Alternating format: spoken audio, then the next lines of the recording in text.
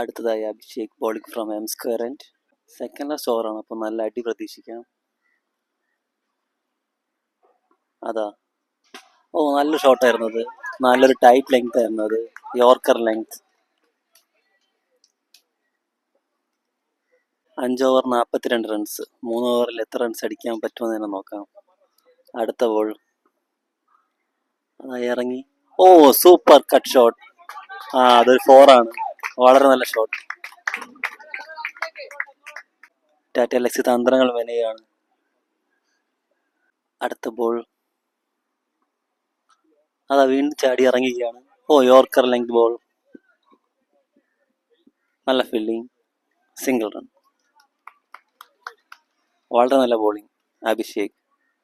Score 47-4. അടുത്ത ball നല്ല ഷോട്ടായിരുന്നു. Bowler അത് ഫീൽ ചെയ്തു.